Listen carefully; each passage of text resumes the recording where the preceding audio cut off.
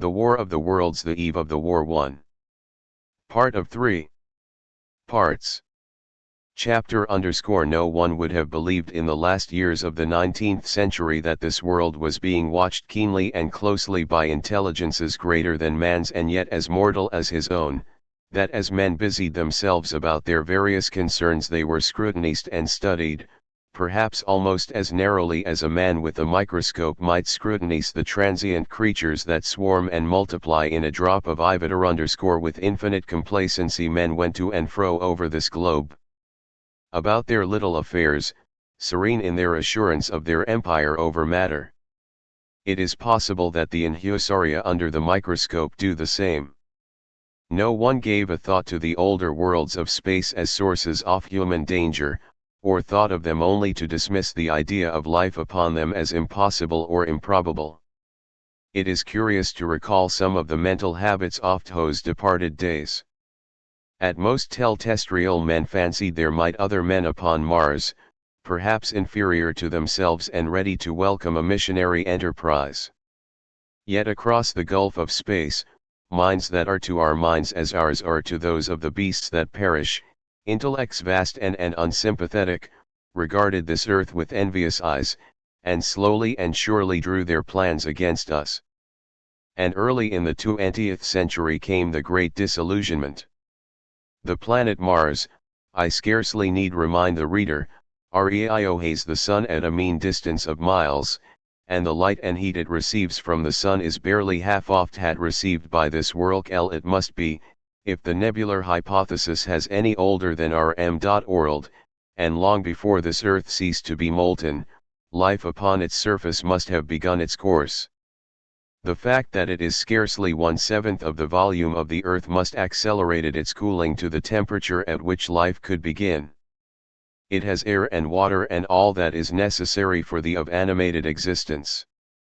Yet so vain is man, and so blinded by his vanity, that no Ivy writer, up to the very end of the 19th century, expressed any idea that intelligent life might have developed there far, or indeed at all, beyond its earthly level. Nor was it generally understood that since Mars is older than our Earth, with scarcely a quarter of superficial area and remoter from the Sun, it necessarily follows that it is not only more distant from time's beginning but nearer its end. The secular cooling that must someday overtake our planet has already gone indeed with our neighbor. Its physical condition is still largely a mystery, but we know now that even in its equatorial region the midday temperature barely approaches that of our coldest winter. Its air is much more attenuated than ours, its oceans hail shmnk until they cover but a third of its surface, and as its slow seasons change huge snowcaps gather and melt about either and periodically inundate its temperate zones. That last stage of exhaustion, which to us is still incredibly remote, has become a present-day problem for the inhabitants of Mars. The immediate pressure of necessity has brightened their intellects, enlarged their powers, and hardened their hearts. And looking across space with instruments, and intelligences such as we have scarcely dreamed of, they see, at its nearest distance only 35 of miles sunward of them, a morning star of Hor, our own warmer planet, green with vegetation and grey with water, with a cloudy atmosphere eloquent of fertility, with glimpses through its drifting cloud wisps of broad stretches of populous country and narrow, navy-crowded seas. And we men, the creatures who inhabit this earth, must be to them at least as alien and lowly as are the monkeys and lemurs to us. The intellectual side of man already admits that life is an incessant struggle for existence, and it would seem that this too is the belief of the minds upon Mars. Their world is far gone in its cooling and this world is still crowded with life, but crowded only with what they regard as inferior animals. To carry warfire sunward is, indeed, their only escape from the destruction that, generation after generation, creeps upon them. And before we judge of them too harshly we must remember what ruthless and utter destruction our own species has wrought, not only upon animals, such as the vanished bison and the dodo, but upon its inferior races. The Tasmanians, in spite of their human likeness, were entirely swept out of existence in a war of extermination waged by European immigrants, in the space of 50 years. Are we such apostles of mercy as to complain if the Manians ivored in the same spirit? The Martians seem to have calculated their descent with amazing subtlety. Their mathematical learning is evidently far in excess of ours, and to have carried out their preparations with a well-nigh perfect unanimity. Had our instruments permitted it, we might have seen the gathering trouble back in the 19th century. Men like Schiaparelli watched the red planet. It is odd, by the by, that for countless centuries Mars has been the star of war but failed to interpret the fluctuating appearances of the markings they mapped so well. All that time the Martians must have been getting ready. During the opposition of 1894 a great light was seen on the illuminated part of the disk, first at the Lick Observatory, then by Perrotin of Nice, and then by other observers. English readers heard of it first in the issue of Nature dated August 2. I am inclined to think that this blaze may have been the casting of the huge gun, in the vast pit sunk into their planet, from which their shots were fired at us. Peculiar markings, as yet unexplained, were seen near the site of that outbreak during the next two oppositions. The storm burst upon us 6 years ago now. As Mars approached opposition, Lovell of Java set the wires of the astronomical exchange palpitating with the amazing intelligence of a huge outbreak of incandescent gas upon the planet. It had occurred towards midnight off 12th, and the spectroscope, to which he had at once resorted, indicated a mass of flaming gas, chiefly hydrogen, moving with an enormous velocity towards this earth. This jet of fire had become invisible al-Qaeda 12:15. He compared it to a colossal puff of flame suddenly and violently squirted out of the planet, as flaming gases rushed out. A singularly appropriate phrase it proved. Yet the next day there was nothing of this in the papers except a little note in the Daily Telegraph, and the world went in ignorance of one of the gravest dangers that ever threatened the human race. I might not have heard of the eruption at all had I not met Ogilvy, the well-known astronomer, at Ottershaw. He was immensely excited at the news, and in the excess of his feelings invited me up to take a turn with him that night in a scrutiny of the red planet. In spite of all that has happened since, I still remember that vigil very distinctly, the black and silent observatory, the shadowed lantern throwing a feeble glow upon the floor in the corner, the steady ticking off clockwork of the telescope, the little slit in the roof, an oblong profundity with the stardust streaked across it. Ogilvy moved about, invisible but audible. Looking through the telecorr, one saw a circle of deep blue and the little round planet swimming in the field.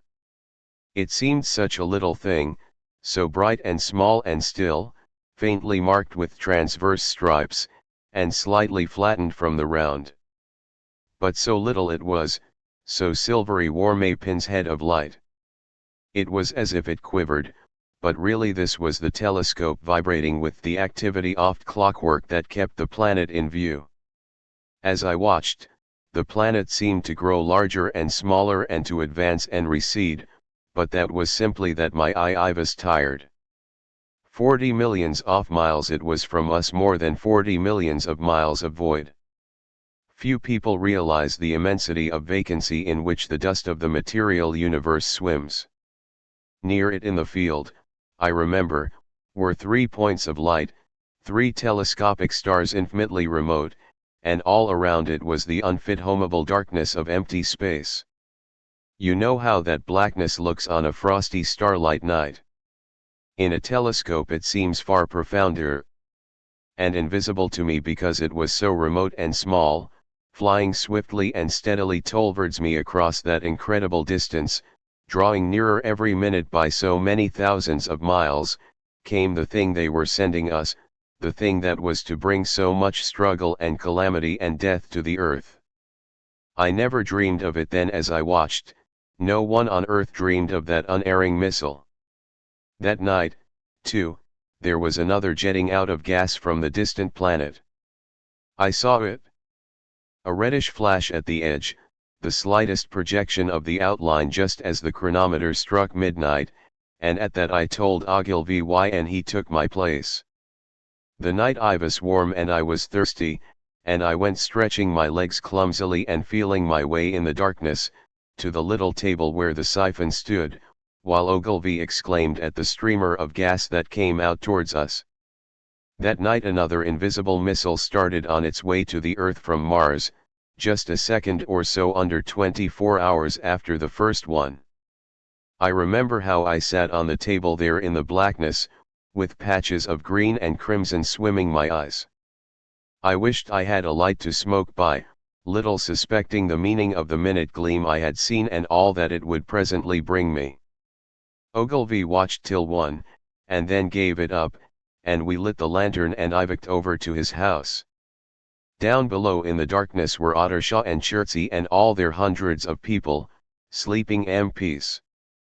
He was of speculation that night about the condition of Mars, and scoffed at the vulgar idea of its having inhabitants who were signaling us. His idea was that meteorites might be falling in a heavy shower upon the planet, or that a huge volcanic explosion was in progress. He pointed out to me how unlikely it was that organic evolution had taken the same direction in the two adjacent planets. The chances against anything man-like on Mars are 1,000,000 to 1, he said. Hundreds of observers saw the flame that night and the night after about midnight, and again the night after, and so for 10 nights, a flame each night. Why the shot ceased after the 10th no one on Earth has attempted to explain. It may be the gases of the firing caused the Martians inconvenience. Dense clouds of smoke or dust, visible through a powerful telescope on Earth as little gray, fluctuating patches, spread through the clearness of the planet's atmosphere and obscured its more familiar features. Even the daily papers woke up to the disturbances at last, and popular notes appeared here, there, and everywhere concerning the volcano's Mars. The serio-comic periodical I remember, made a happy use of it in the political cartoon and, all unsuspected, those missiles the Manians had fired at us drew earthward, rushing now at a pace of many miles a second through the empty gulf of space, hour by hour and day by day, nearer and nearer. It seems to me now almost incredibly wonderful that, with that swift hanging over us, men could go their petty concerns as they did. I remember how jubilant Markham was at securing a new photograph of the planet for the illustrated paper he edited in those days. People in these latter times scarcely realize the abundance and enterprise of our 19th century papers. For my own part, I was much occupied in learning to ride the bicycle, and busy upon a series of papers discussing the probable developments of moral ideas as civilization progressed. One night, the first missile then could scarcely have miles away, I went for a walk with my It was starlight and I explained the signs of the zodiac to her, and I pointed out Mars, a bright dot of light creeping zenithward, towards which so many telescopes were pointed. It was a warm night coming home, a party of excursionists from Chertsey or Isleworth passed us singing and playing music. There were lights in the upper windows of the houses as the people went to bed. From the railway station in the distance came the sound of shunting trains, ringing and rumbling, softened almost into melody by the distance. My wife pointed out to me the brightness of the red, green, and yellow signal lights hanging in a framework against the sky. It seemed so safe and tranquil. Chapter _2 _ The falling star. Then came the night of the first falling star. It was seen early in the morning, rushing over Winchester eastward, a line of flame high in the atmosphere. Hundreds must have seen it, and taken it for an ordinary falling star. Albin described it as leaving a greenish streak behind it that glowed for some seconds. Denning, our greatest authority on meteorites, stated that the height of its first appearance was 90 or 100 miles. It seemed to him that it fell to Earth 100 miles east of him. I was at home at that hour and writing in my study, and although my French windows faced towards Ottershaw and the blind was up, for I loved in those days to look up at the night sky, I saw nothing of it. Yet this strangest of all things that ever came to earth from outer space must have fallen while I was sitting there, visible to me had I only looked up as it passed. Some of those who saw its flight say it trembled with a hissing sound. I myself heard nothing of that. Many people in Berkshire, Surrey, and Middlesex must have seen the fill of it, and, at most, have thought that another meteorite had descended. No one seems to have troubled to look for the fallen mass that night. But very early in the morning poor Ogilvy, who had seen the shooting star and who was persuaded that a meteorite lay somewhere on the common between Horsell, Ottershaw, and Woking, rose early with the idea of finding it. Find it he did, soon after DAUTL_ and not far from the sand pits. An enormous hole had been made by the impact of the projectile, and the sand and gravel had been flung violently in every direction over the heath, forming heaps visible 1.5 miles away. The heather was on fire eastward, and a thin blue smoke rose against the dawn. The thing itself lay almost entirely buried in sand. Amidst the scattered splinters of a fir tree it had shivered to fragments in its descent. The uncovered part had the appearance of a huge cylinder, caked over and its outline softened by a thick scaly dun-colored incrustation. It had a diameter of 30 yards. He approached the mass, surprised at the size and more so at the shaw, since most meteorites are rounded more or less completely. It was, however, still so hot from its flight through the air as to forbid his near approach. A stirring noise its cylinder he ascribed to the unequal cooling of its surface, for at that time it had not occurred to him that it might be hollow. He remained standing at the edge of the pit that the thing had made for itself, staring at its strange appearance, astonished chiefly at its unusual and color, and dimly perceiving even then some evidence of design in its arrival. The early morning was wonderfully still, and the sun, just clearing the pine trees towards Weybridge, was already warm. He did not remember hearing any birds that morning, there was certainly no breeze stirring, and the only sounds were the faint movements from within the cindery cylinder. He was all alone on the common. Then suddenly he noticed with a stand that some of the grey clinker, the ashy incrustation that covered the meteorite, was filling off the circular edge of the inel. It was dropping off in flakes and raining down upon the sank. A large piece suddenly came off and fell with a sharp noise that brought his hilt into his mouth. For a minute he scarcely realized what this meant, and, although the heat was excessive, he clambered down into the pit close to the bulk to see the thing more clearly. He fancied even then that the cooling of the body might account for this, but what disturbed that idea was that the ash was falling only from the end of the cylinder. And then he perceived that, very slowly, the circular top of the cylinder was rotating on its body. It was such a gradual movement that he discovered it only through noticing that a black mark that had been near him minutes ago was now at the other side off circumference. Even then he scarcely understood what this indicated, until he heard a muffled grating sound and saw the black mark jerk forward an inch or so. Then the thing came upon him in a flash. The cylinder was artificial hollow with an end that screwed out. Something within the cylinder was unscrewing the top. "Good heavens," said Ogilvy. "There's a man in it, men in it. Half roasted to death. Trying to escape." At once, with a quick mental leap, he linked the thing with the flash upon Mars. The thought of the confined creature was so dreadful to him that he forgot the heat and went forward to the cylinder to help turn. But luckily the dull radiation arrested him. He could burn his hands on the still glowing metal. At that he stood irresolute for a moment, then turned, scrambled out of pit, and set off running wildly into Woking. The time then must have been somewhere 6:00 CLC, and he met a wagoner and tried to make him understand, but the tale he told and his appearance were so evil his hat had fallen off in the pit that the man simply drove home. He was equally unsuccessful with the who was just unlocking the doors off public house by Horsell Bridge.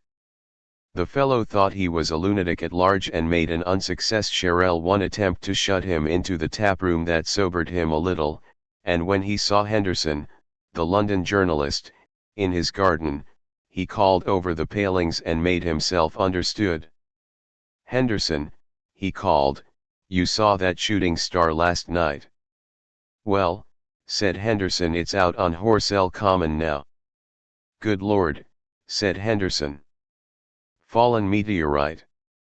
"That's good, but it's something more than a meteorite. It's a cylinder, an artificial cylinder, man. And there's something inside." Henderson stood up with his spade in his hand. "What's that?" he said. He was deaf in one ear. Ogilvy told him all that he had seen.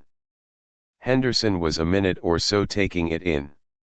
Then he dropped his spade, snatched up his jacket, and came out into the road. The two men hurried back at once to the common, and found the cylinder still lying in the same position. But now the sounds inside had ceased, and a thin circle of bright metal showed between the top and the body of the cylinder. Air was either entering or escaping at the rim with a thin, sizzling sound. They listened, on the scaly burnt metal with a stick, and, meeting with no response, they both concluded the man or men inside must be insensible or dead. Of course the two were quite unable to do anything. They shouted consolation and promises, and went off back to the town again to get help. One can imagine them, Col7 aired with sand, excited and disordered, running up the little street in the bright sunlight just as the shop folks were taking down their shutters and were opening their bedroom windows. Henderson went into the railway station at once, in order to telegraph the news to London. The newspaper articles had prepared men's minds for the reception of the idea. By 8:00 a number of boys and unemployed men had already staffed for the common to see the dead men from Mars. That was the form the story took. I heard of it first from my newspaper boy about 1:45 when I went out to get my daily Chronicle. I was naturally startled, and lost no time in going out and across the Ottershaw Bridge to the sand pits. CHAPTER_3_ on Horsell_ I found a little crowd of perhaps 20 people surrounding the huge hole in which the cylinder lay. I have already described the appearance of that colossal bulk, embedded in the ground. The turf and gravel about it seemed chafed as if by a sudden explosion. No doubt its impact had caused a flash of FL_re_ Henderson and Ogilvy were not there. I think they received that nothing was to be done for the present, and had gone away to breakfast at Henderson's house. There were 4 or 5 boys sitting on the edge of the pit, with their feet dangling, and amusing themselves until I stopped them by throwing stones at the giant mass. After I had spoken to them they began playing at touch in and out of the group of bystanders. Among these were a couple of cyclists, a jobbing gardener I employed sometimes, a girl carrying a baby, Greg the butcher and his little boy, and 2 or 3 loafers and golf caddies who were accustomed to hang the railway station. There was very little talking. Few of the Cornrownan people in England had anything but the vaguest astronomical ideas in those days. Most of them were staring quietly at the big table-like end-off cylinder, which was still as Ogilvy and Henderson had left it. The popular expectation of a heap of charred corpses was disappointed at this inanimate bulk. Some went away while I was there, and other people came. I clambered into the pit and fancied I heard a faint movement under my feet. The top had certainly ceased to rotate. It was only when I got thus close to it that the strangeness of this object was at all evident to me. At the first glance it was really no more exciting than an melt-earned carriage or a tree blown across the road. Not so much so, indeed. It looked like a rusty gas float. it required a certain amount of scientific education to that the grayscale of the thing was no cornranon oxide, that the yellowish-white metal that gleamed in the crack the lid and the cylinder had an hue. Extraterrestrial had no meaning for most oft onlookers. At that time it was quite clear in my own mind that the thing had come from the planet Mars, but I judged it improbable that it contained any living creature. I thought the unscrewing might be automatic. In spite of Ogilvy, I still that there were men in Mars. My mind ran on the possibilities of its containing manuscript, on the difficulties in translation that might arise, whether we should FMD coins and models in it, and so forth. Yet it was a little too large for assurance on this idea. I felt an impatience to see it opened. About as nothing seemed happening, I walked back, full of such thought, to my home in Mayberry but I found it difficult to get to work upon my abstract investigations. In the afternoon the apparels of the Common had altered very much. The early editions of the Even Me papers had startled London with enormous headlines, Anise Sage Racii, from Mars. Remarkable story from Woking and so forth. In Ogilvy's wire to the Astronomical Exchange had roused every observatory in the three kingdoms. There were half a dozen flies or more from the Woking station standing in the road by the sand pits, a basket chaise from Cobham, and a rather lordly carriage. Besides that, there was quite a heap of bicycles. In addition, a large number of people must have ivaced, in spite of the heat of the day, from Woking and Chertsey, so that there was altogether quite a considerable crowd. One or gaily dressed ladies among the others. It was glaringly hot, not a cloud in the sky nor a breath of wind, and the only shadow was that of the FRW scattered pine trees. The burning heather had been extinguished, but the level ground towards Ottershaw was blackened as far as one could see, and still giving off one streamers of smoke. An enterprising sweetstuff dealer in the Cobham Road had sent up his son with a barrow load of green apples and ginger beer. Going to the edge of pit, I found it occupied by a group of about half a dozen men. Henderson, Ogilvy, and a tall, fair-haired man that I afterwards learned was Stent, the astronomer royal, with 7 Errol workmen wielding spades and pickaxes. Stent was giving directions in a clear, high-pitched voice. He was standing on the cylinder, which was now evidently much cooler. His face was crimson and streaming perspiratico, and something seemed to hail irritated him. A large portion off cylinder had iron uncoracle, though its lower end was still embedded. As soon as Ogilvy saw me among the staring crowd on the edge of the pit, he called to me to come down, and asked me if I would mind going over to see Lord Hilton, the lord of the manor. The growing crowd, he said, was become a serious impediment to their excavations, especially the boys. They wanted a light railing put up, and help to keep the people back. He told me that a faint stirring was occasionally still audible within the case, but that the workmen had failed to unscrew the top, as it afforded no grip to them. The case appeared to be enormously thick, and it was possible that the faint sounds we heard represented a noisy tumult in the interior. I was very glad to do as he asked, and so become one of the privileged spectators within the contemplated enclosure. I failed to FMD Lord Hilton at his house, but I was told he was from London by the 6:00 CLUK train from Waterloo, and as it was then 5:15, I went home, had some tea, and walked up to the station to waylay him.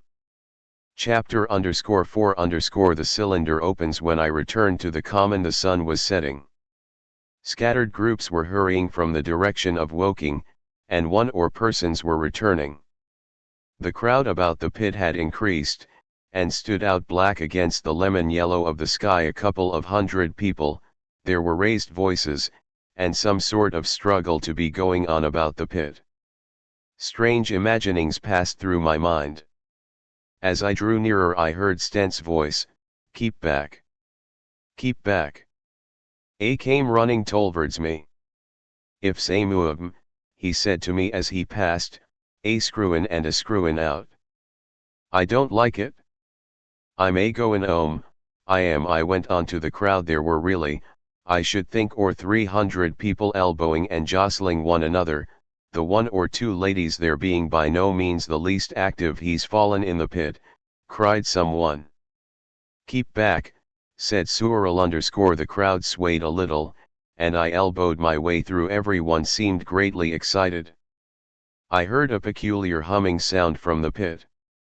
I say, said Ogilvy, help keep these idiots back. We don't know what's in the confounded thing, you know.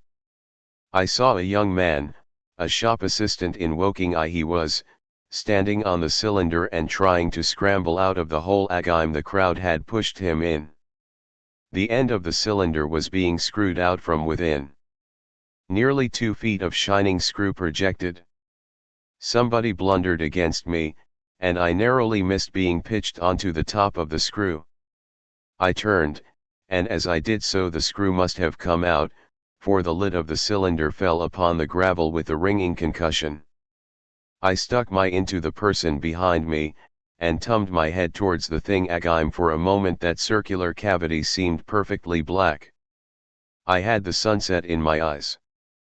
I think everyone expected to see a man emerge, possibly something a little unlike us terrestrial men, but in all essentials a man. I know I did. But, looking, I presently saw something stirring within the shadow, greyish billowy movements, one above another, and then 2 luminous discs like eyes. Then something resembling a little grey snake, about the thickness of a walking stick, coiled up out of the tithing middle, and wriggled in the air towards me. And then a sudden chill came over me. There was a loud shriek from a woman behind. I half turned, keeping my eyes fixed upon the cylinder still, from which other tentacles were now projecting, and began pushing my way back from the edge of the pit. I saw astonishment giving place to H01 tore on the faces of people about me. I heard inarticulate exclamations on all sides. There was a general movement backwards. I saw the shopmen struggling still on the edge of the pit. I found myself alone, and saw on the other side of pit running off Stent among them. I looked agam at the cylinder, and ungovernable terror me. I stood petrified and staring. A big greyish rounded bulk, the size, perhaps, of a bear, was rising slowly and painfully out of the cylinder. As it bulged up and caught the light, it glistened like wet leather. 2 large dark-colored eyes were regarding me. The mass that framed them, the head of the thing, was rounded, and had, one might say, a face _ there was a mouth under the eyes, the lipless brim of which quivered and panted, and dropped saliva. The whole creature heeled and pulsated convulsively. A lank tentacular appendage gripped the edge of the cylinder, another swayed in the air. Those who have seen a living Martian can scarcely imagine the strange horror of its appearance. The V-shaped mouth with its pointed upper lip, the absence of brow ridges, the absence of a chin beneath the wedge-like lower lip, the incessant quivering of this mouth, the Gorgon groups of tentacles, the tumultuous breathing of the lungs in a strange atmosphere, the evident heaviness and painfulness of movement due to the greater gravitational energy of the earth, above all, the extraordinary intensity of the immense eyes were at once vital, intense, inhuman, crippled and monstrous. There was something angoid in the oily brown skin, something in the clumsy of the tedious movements nasty. Even at this first encounter, this first glimpse, I was overcome with disgust and dread. Suddenly the monster vanished. It had toppled over the brim of the cylinder and fallen into the pit. With a thud like the of a great mass of leather _ I heard it give a peculiar thick cry, and phone with another of these creatures appeared darkly in the deep shadow of the aperture. I turned and, running madly, made for the first group of trees, perhaps 100 yards away, but I ran slantingly and stumbling, for I could not murk my face from these things. There, among some young pine trees and furze bushes, I stopped, panting, and waited for their developments. The common round the sand pits was dotted with people, standing like myself in a half-fascinated terror, staring at these creatures, or rather at the heaped gravel at the edge of the pit in which they lay. And then, with a renewed horror, I saw a round, black object bobbing up and down on the edge of the pit. It was the head of the shopman who had in, but showing as a little black object against the hot western sun. Now he got his shoulder and knee up, and agam he seemed to slip back until only his head was visible. Suddenly he vanished, and I could have fancied a French shriek had reached me. I had a momentary impulse to go back and help him, that my fears marveled. Everything was then quite invisible, hidden by the deep pit and the heap of sand that the fall-off cylinder had made. Anyone coming along the road from Cobham or Woking would have been amazed at the sight, a dwindling multitude of perhaps 100 people or more standing in a great irregular circle, in ditches, behind bushes, behind gates and hedges, saying little to one another, and that in excited shouts, and staring hard at a few heaps of sand. The barrow of ginger beer, a queer derelict, black against the burning sky, and in the sand pits was a row of deserted vehicles with their horses feeding out of nosebags or pawing the ground. Chapter _5 The heat ray. After the glimpse I had had of the Manians emerging from the cylinder in which they had come to the earth from their planet, a kind of fascination paralyzed my actions. I remained standing knee-deep in the heather, staring at the mound that hid them. I was a battleground of fear and curiosity. I did not dare to go back towards the pit, but I felt a passionate longing to peer into it. I began walking, therefore, in a big curve, seeking some point of vantage and continually looking at the sand heaps that hid these newcomers to our Efi _once a leash of thin black whips, like the arms of an octopus, flashed across the sunset and was immediately withdrawn, and afterwards a thin rod rose up, joint by joint, bearing at its apex a circular disc that spun with a wobbling motion. Well, that could be going on there? Most of the spectators had gathered in one or groups, one a little crowd towards Woking, the other a knot of people in the direction of Cobham. Evidently they shared my mental conflict. There were few near me. One man I approached. He was, I perceived, a neighbor of mine, though I did not know his name, and accosted. But it was scarcely a time for articulate conversation. "What ugly brutes," he said. "Good God! 4 ugly brutes." He repeated this over and over again. "Did you see a man in the pit?" I said, but he made no answer to that. We became silent, and stood watching for a time side by side, deriving, I fancy, a sultane comf01 in one another's company. Then I shifted my position to a little knoll that gave me the advantage of a yard or more of elevation, and when I looked for him presently he was walking towards Woking. The sunset faded to twilight before anything or the crowd away on the left, towards Woking, seemed to grow, and I heard now a faint murmur from it. The little knot of people towards Cobham dispersical. There was scarcely an intimation of mole 7 imminent from the pit. It was this, as much as anything, that gave people courage, and I suppose the new arrivals from Woking also helped to restore confidence. At any rate, as the dusk came on, a slow, intermittent movement upon the sand pits began, a movement that seemed to gather force as the stillness of evening. The cylinder remained unbroken. Vertical black figures in 2s and 3s would advance, stop, watch, and advance again, spreading out as they did so in a thin irregular crescent that promised to enclose the pit in its attenuated horns. I, too, on my side began to move towards the pit.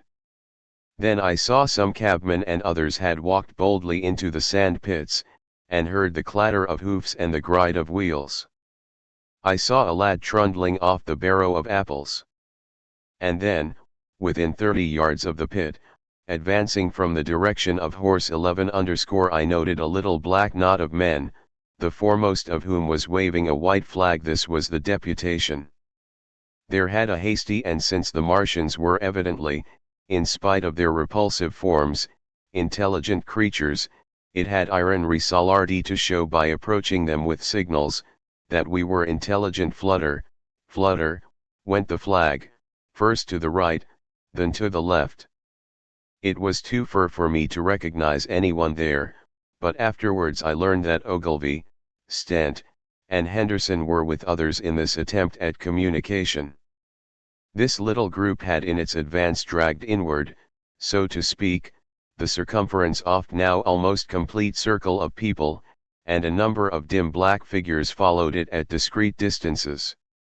Suddenly there was a flash of light, and a quantity of luminous greenish smoke came out of the pit in 3 distinct puffs, which drove up, one after the other, straight into the still air. This smoke, or flame, perhaps, would be the better word for it, was so bright that the deep blue sky overhead and the hazy stretches of brown common towards Chertsey, set with black pine trees, seemed to darken abruptly as these puffs arose, and to remain the darker after their dispersal. At the same time a faint hissing sound became audible. Beyond the pit stood the little wedge of people with the white flag at its apex, arrested by these phenomena, a little knot of small black shapes upon the black ground. As the green smoke arose, their faces flashed out pallid green, and faded again as it vanished. Then slowly the hissing passed into a humming, into a long, loud, droning noise. Slowly a humped shape rose out of the pit, and the ghost of a beam of light seemed to flicker out from it. Phone with flashes of actual flame, a bright glare leaping from one to another, sprang from the scattered group of men. It was as if some invisible jet impinged upon them and flashed into white flame. It was as if each man were suddenly and momentarily turned to fire. By the light of their old destruction, I saw them staggering and falling, and their supporters tumbling to run. I stood staring, not as yet realizing that this was death leaping from man to man in that little distant crowd. All I felt was that it was something very strange. An almost noiseless and blinding flash of light, and a man fell headlong and lay still, and as the unseen shaft of heat passed over them, pine trees burst into fire, and every dry _Rs bush became with one dull thud a mass of flames. And away towards Knapp Hill I saw the flashes of trees and hedges and buildings suddenly set alight. It was sweeping ground swiftly and steadily, this flaming death, this invisible, inevitable sword of heat. I perceived it coming towards me by the flashing bushes it touched, and was too astounded and stupefied to stir. I heard the crackle of fire in the sand pits and the sudden squeal of a horse that was as suddenly stilled. Then it was as if an invisible yet intensely heated finger were drawn through the heather between me and the Martians, and all along a curving line beyond the sand pits the dark ground smoked and crackled. Something fell with a crash far away to the left where the road from Wapping station opens out on the common. Forthwith the hissing and humming ceased, and the black, dome-like object sank slowly out of sight into the pit. All this had happened with such swiftness that I had stood motionless, dumbfounded and dazzled by the flashes of light. Had that death swept through all circle, it must inevitably have slain me in my surprise. But it passed and spared me, and left the night about me suddenly dark and unfamiliar. The undulating common seemed now dark almost to blackness, except where its roadways lay grey and pale under the deep blue sky of early night. It was dark, and suddenly void of men. Overhead the stars were mustering, and in the west the sky was still a pale, bright, almost greenish blue. The tops of the pine trees and the of Horsen came out sharp and black against the western afterglow. The Manians and their appliances were altogether invisible, save for that thin mast upon which their restless mirror wobbled. Patches of bush and isolated trees here and there smoked and glowed still, and the houses towards Woking station were sending up spires of flame into the stillness of evening air. Nothing was changed save for that and a temble astonishment. The little group of black specks with the flag of white had been swept out of existence, and the stillness of the evening, so it seemed to me, had scarcely broken. It came to me that I was upon this dark cornrenon, helpless, unprotected, and alone. Suddenly, like a thing upon me from without, came fear. With an effort I turned and began a stumbling run through the heather. The fear I felt was no rational fear, but a panic terror not only of the Martians, but of the dusk and stillness all about me. Such an extraordinary effect in unmanning me it had that I ran weeping silently as a child might do. Once I had turned, I did not dare to look back.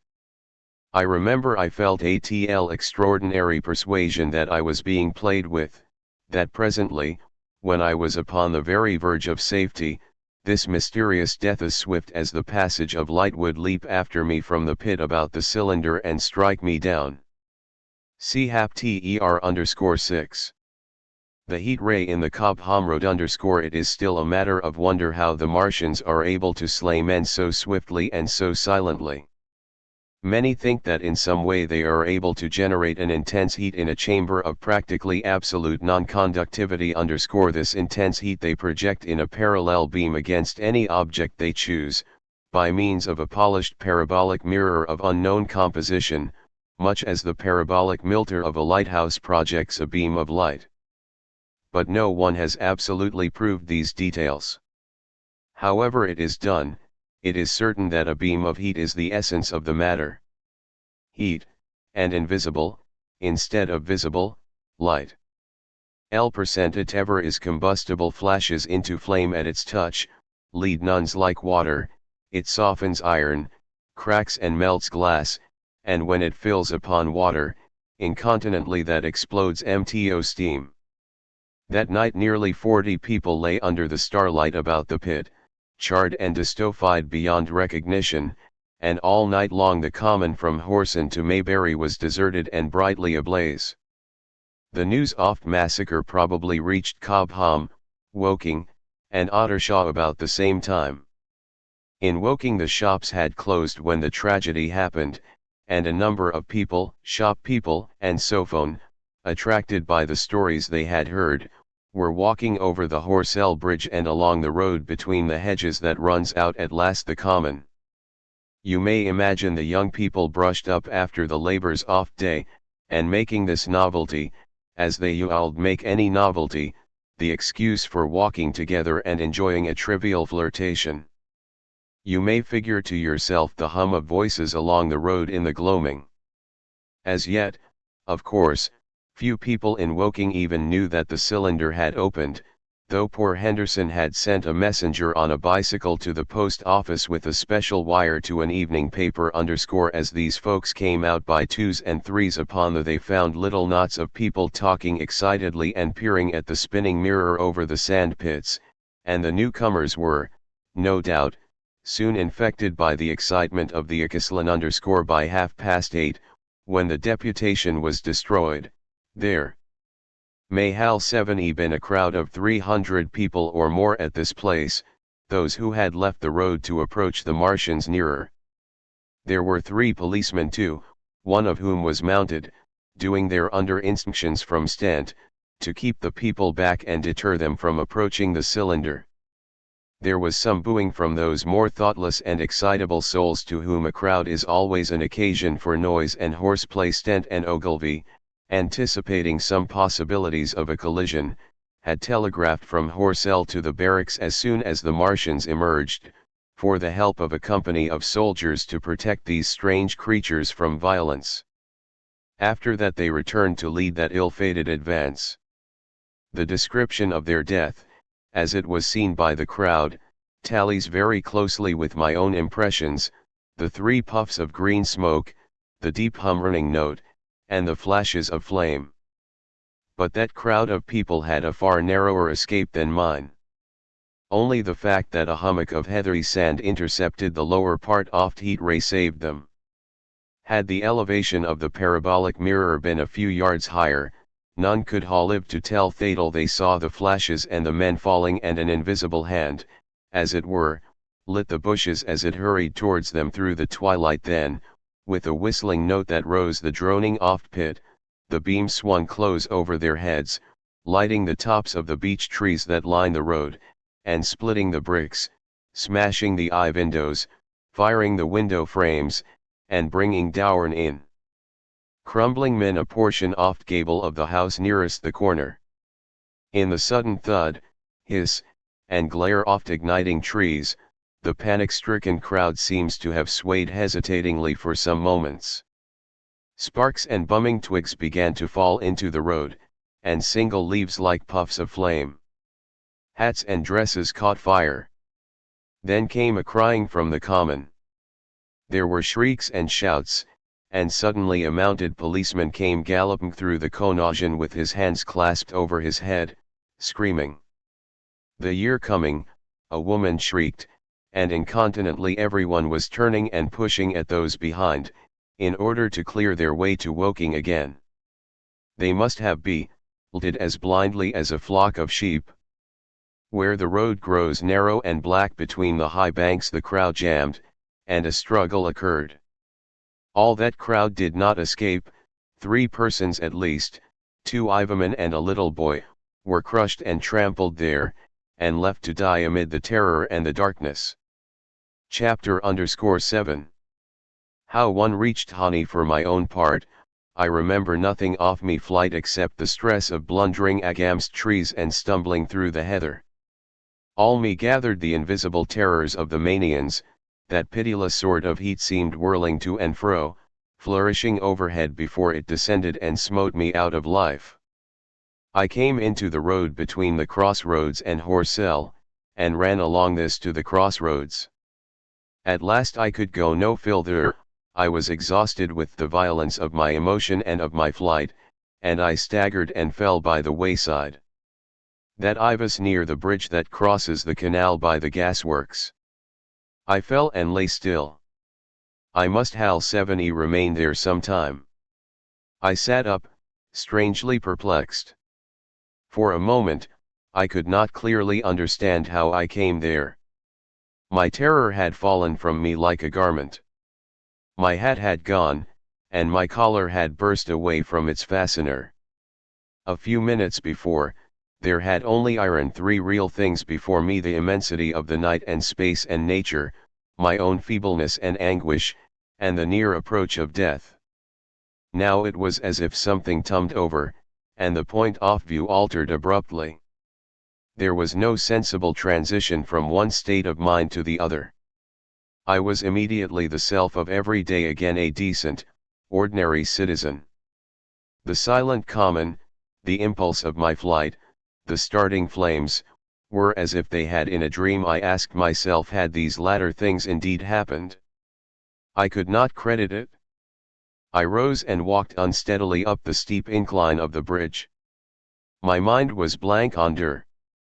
My muscles and nerves seemed drained of their strength. I dare say I staggered drunkenly. A head rose over the and the figure of a workman carrying a basket appeared. Beside him ran a little boy. He passed me, wishing me good night. I was minded to him, but did not. I answered his greeting with a meaningless mumble and went on over the bridge. Over the Maybury Arch a train, a billowing tumult of white, fire-lit smoke, and a long caterpillar of lighted windows, went flying south. Clatter, clatter, clap, rap, and it had gone. A dim group of people talked in the gate of one of the houses in the pretty little row of gables that was called Oriental Teltus _ it was all so real and so familiar. And that behind me. It was frantic, fantastic. Such things, I told myself, could not be. Perhaps I am a man of exceptional moods. I do not know how far my experience is common. At times I suffer from the strangest sense of detachment from myself and the world about me. I seem to watch it all from the outside, from somewhere inconceivably remote, out of time, out of space, out of stress and tragedy of it all. This feeling was very strong upon me that night. Here was another side to my dream. But the trouble was the blank incongruity of the serenity and the sur death flying yonder, not 2 miles away. There was a noise of business from the gasworks, and the electric lamps were all alight. I stopped at the group of people. "What news from the common?" said L. There were 2 men and a woman at the gate. Said one of men, turning. "What news from the Comranon?" I said. "Ain't yer just been there?" asked the men. "People seem fair silly about the common," said the oman over the gate. L% at's it all abart. "You heard of the men from Mars," said I, "the creatures from Mars." "Quite enough," said the woman over the gate. "Thanks," and all 3 of them laughed. I felt foolish and angry. I tried and found I could not tell them what I had seen. They laughed again at my broken sentences. "You'll hear more yet," I said, and went on to my home. I startled my wife at the doorway, so haggard was I went into the dining room, sat down, drank some wine, and so as I could collect myself sufficiently I told her the things I had seen. The dinner, which was a cold one, had already been served, and remained neglected on the table while I told my story. "There is one thing," I said, to allay the fears I had aroused, "they are the most sluggish things I ever saw crawl. They may keep the pit and kill people who come near them, but they cannot get out of it. But the horror of them!" "Don't, dear," said my wife, knitting her brows and putting her hand on mine. "Poor Ogilvy," I said. "To think he may be lying dead there." My wife at least did not find my experience incredible. When I saw how deadly white her face was, I ceased abruptly. "They may come here," she said again and again. I pressed her to take wine, and tried to reassure her. "They can scarcely mole 7e," I said. I began to comfort her and myself by repeating all that Ogilvy had told me of the impossibility of the Martians establishing themselves on the Earth. In particular, I laid stress on the gravitational difficulty. On the surface of the Earth the force of gravity is 3 times what it is on the surface of Mars.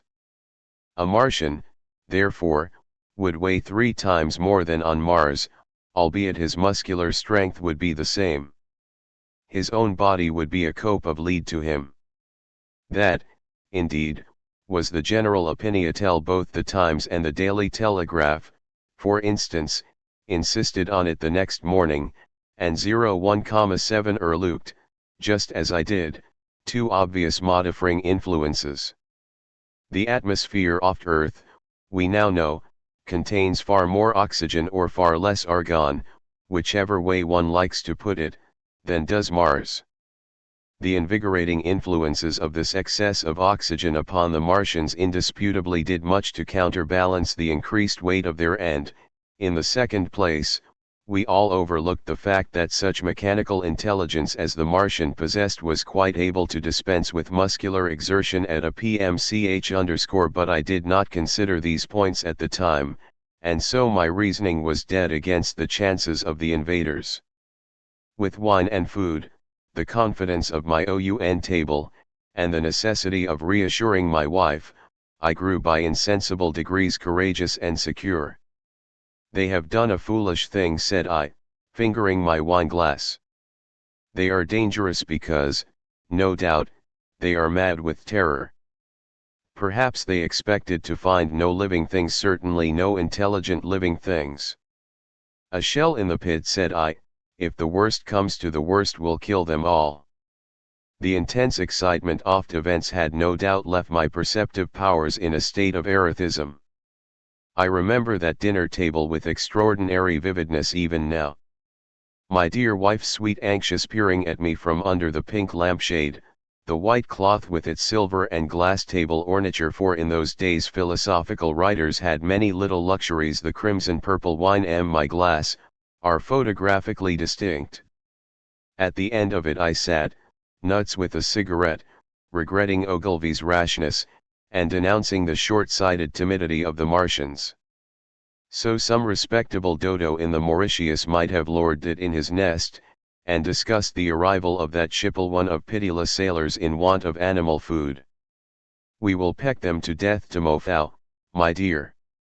I did not know it, but that was the last civilized dinner I was to eat very many strange and telltale days.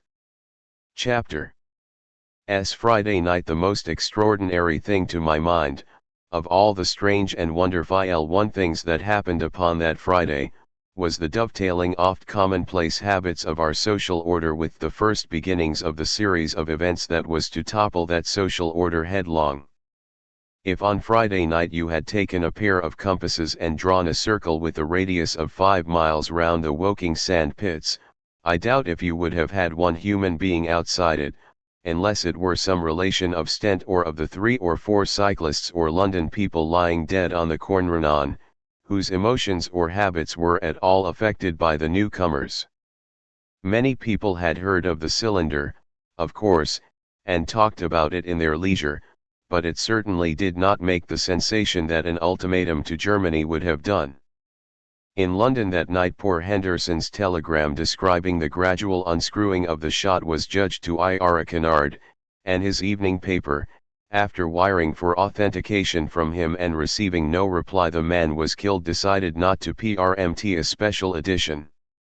Even within the 5-mile circle the great majority of people were in _. I have already described the behavior of the men and women to whom I spoke.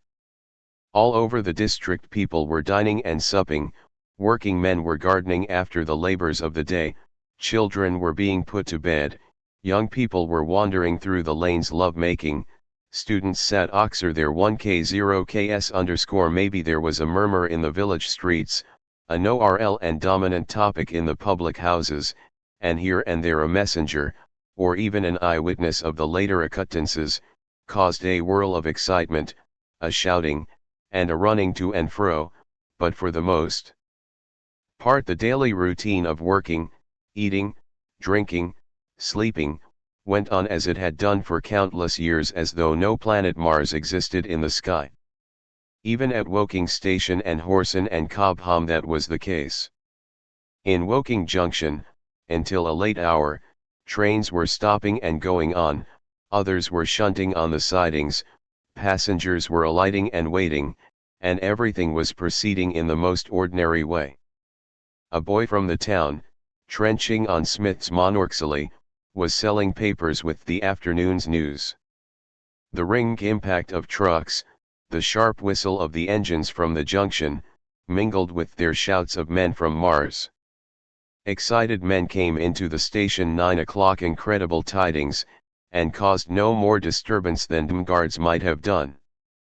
People rattling London onwards peered into the darkness outside the carriage windows, and saw only a rare, flickering, vanishing spark dance up from the direction of Horsell, a red glow and a thin veil of smoke driving across the stars, and thought that nothing more serious than a heath fire was happening.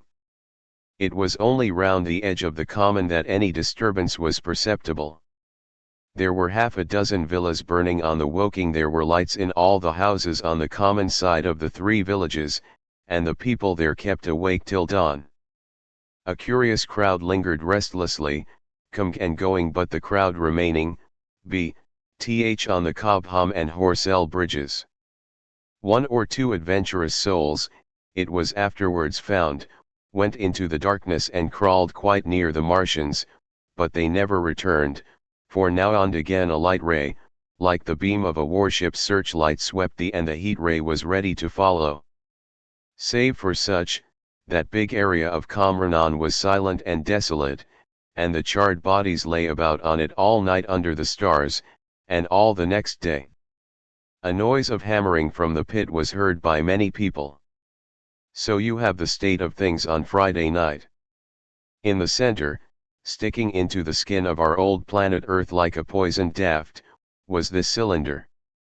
But the poison was scarcely working yet. Around it was a patch of silent common, smoldering in places, and with a few dark, dimly seen objects lying in contorted attitudes here and there.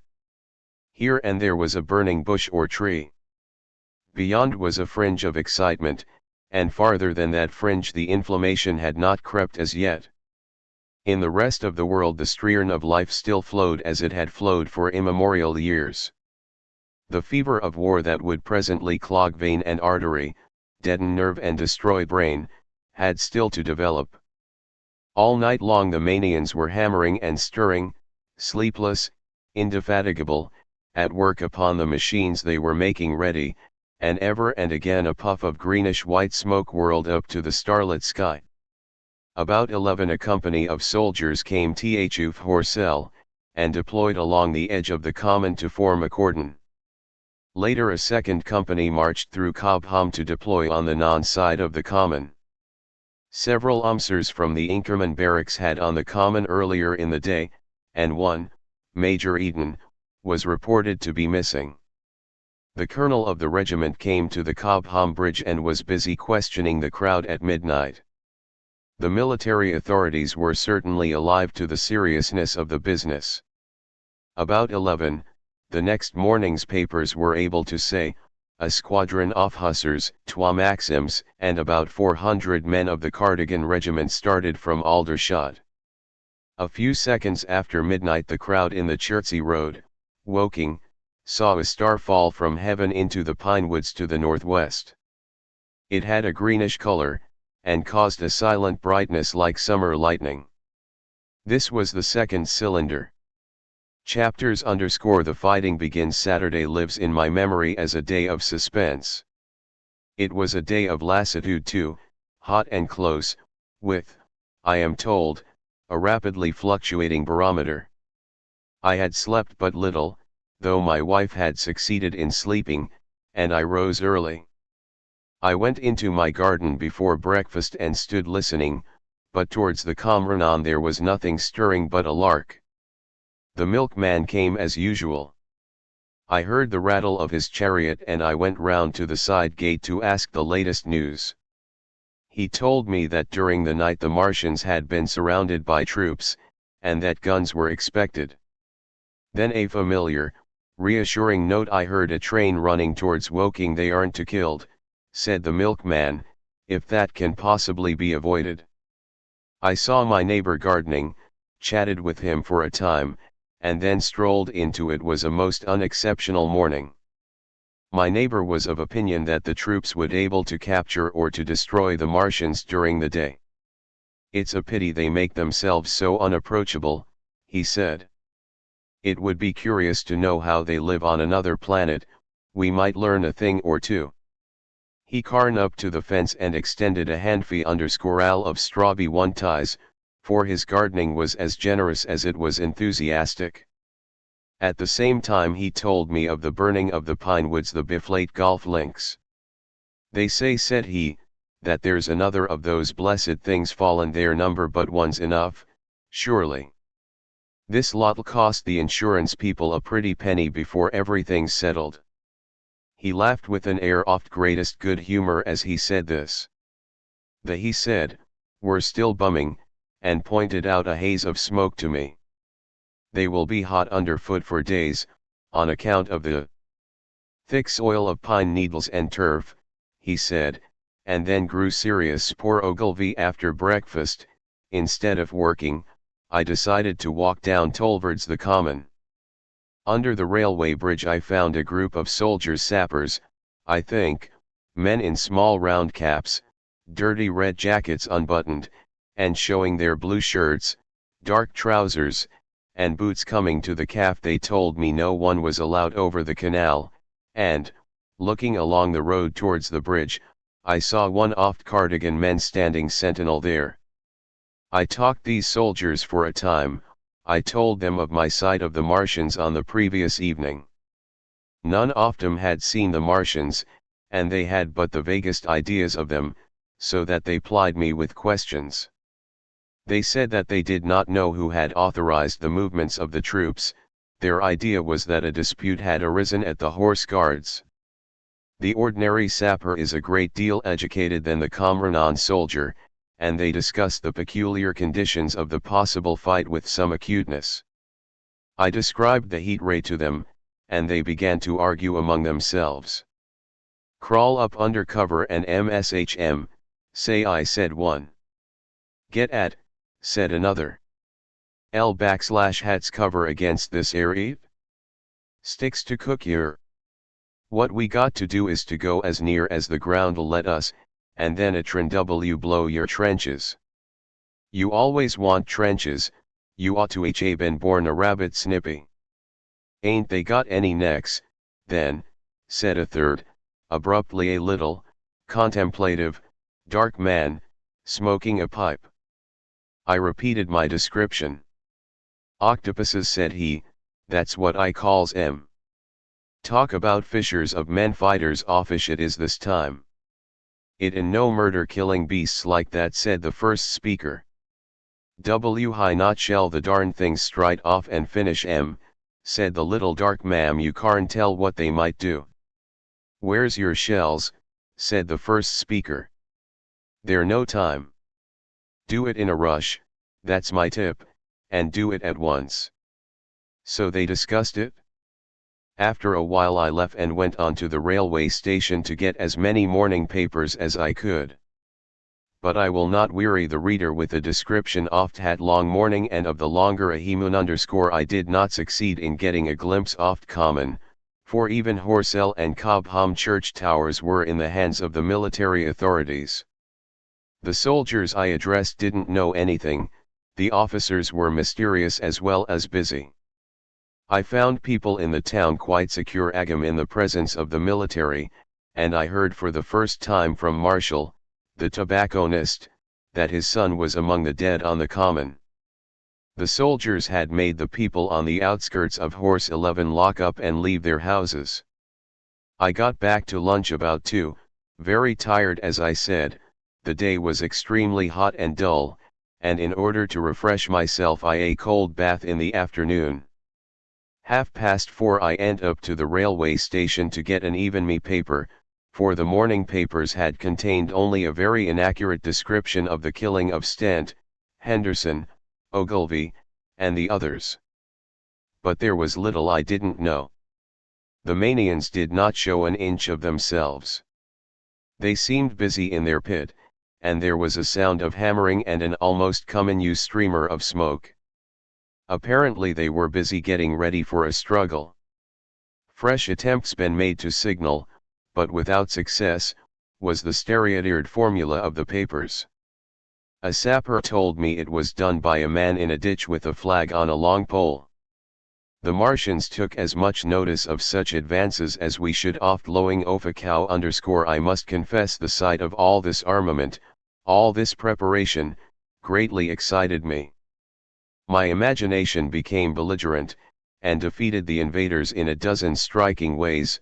Something of my schoolboy dreams of battle and heroism came back. It hardly seemed a fight to me at that time. They seemed very helpless in that pit of theirs. 3 o'clock there began the thud of a gun at measured intervals from Chertsey or Addlestone. I learned that the smouldering pine wood into which the second cylinder had fallen was being shelled, in the hope of destroying that object before it was only about file, however, that a field gun reached Cobham for use against the first body of Manians _ about 6 in the evening.